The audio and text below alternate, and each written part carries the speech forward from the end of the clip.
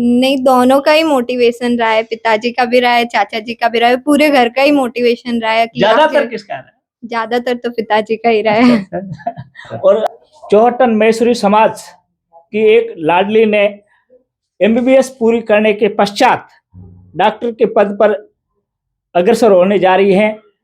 आज उनका रिजल्ट आने पर उनके घर से, उनके परिवारजनों से, उनके पिताश्री तथा बिटिया से मिलते हैं। पहले आप दोनों को बहुत बहुत बधाई कि आपने इस क्षेत्र में हम मैसूर समाज का एक नाम रोशन किया है। पहले उनके पिताश्री प्रेम कुमार जी, जो अब पेशे से सरकारी कर्मचारी है, उनसे जानते हैं आपने किस तरह बिटिया को मोटिवेशन किया। बिटिया शुरू से ही पढ़ने में होशियार थी और मैंने उनकी 10वीं तक की शिक्षा तो यहीं लोकल घर पे रह कर ही संपन्न करवाई। 10वीं के बाद में 11वीं में इसको जोधपुर एपेक्स स्कूल में भेज दिया था। 1 साल कोचिंग करने के बाद इसका रोहिलखंड मेडिकल कॉलेज बरेली में सिलेक्शन हो गया। बाकी का अध्ययन उसने सारा वहीं से संपन्न किया है और आज इसके एमबीबीएस फाइनल ईयर का रिजल्ट आने के बाद ये उसमें उत्तीर्ण हो गई है। एक तरह अपने समाज में महिलाओं को या बच्चियों को बहुत कम पढ़ाते हैं, लेकिन आपने किस तरह मोटिवेशन किया कि महिला सशक्तिकरण का एक पहल की है, उसके लिए आपने किस प्रकार की पहल की? मैंने शुरू से ही अपनी समाज की, इसके साथ में भी 2 बेटियां और थी, उनको भी एपेक्स स्कूल में एडमिट करवा कर उनको भी डॉक्टर बनने के रास्ते पे अग्रसर कर चुका हूं मैं। और मैंने इसके साथ साथ उन दोनों बेटियों को भी मार्गदर्शन देके और पूरे समाज में एक नारी सशक्तिकरण के प्रति जो जागरूकता है, बेटियों के प्रति जो सोच है, वो बदलने के लिए मैंने कार्य किया है। आपको बहुत बहुत धन्यवाद।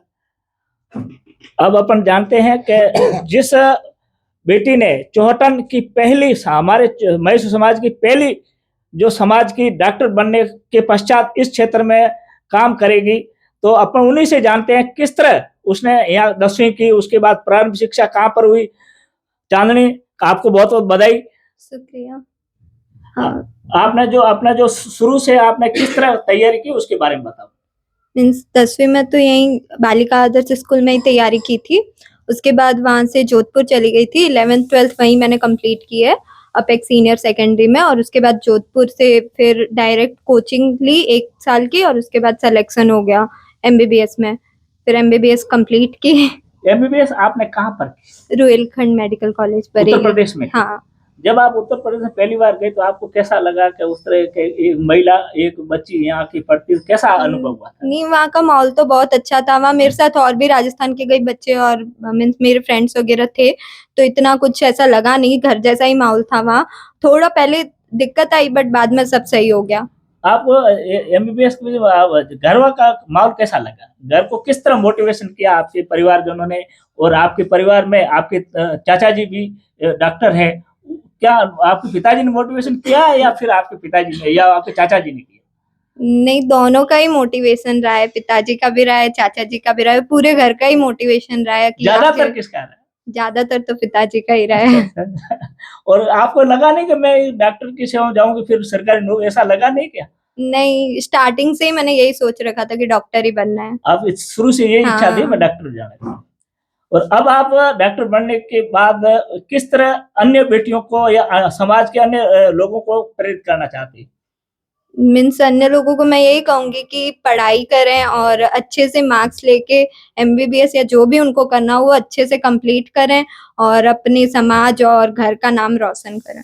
बहुत बहुत अच्छा। चौहटन मैसूरी समाज की पहली महिला डॉक्टर चांदनी कुमारी बनने पर उनके परिवारजनों को बहुत बहुत बधाई। अपने साथ में उनके परिवारजनों के ही एक डॉक्टर हैं जो उनके अंकल जी लगते हैं, सुरेंद्र जी। मैं उनसे परिवार को बधाई देने के साथ साथ इस जो हमारे क्षेत्र में महिलाओं की जो कमी थी, महिला डॉक्टरों की कमी थी, उस क्षेत्र में महिला जो डॉक्टर बनी है उसके लिए इनको बधाई।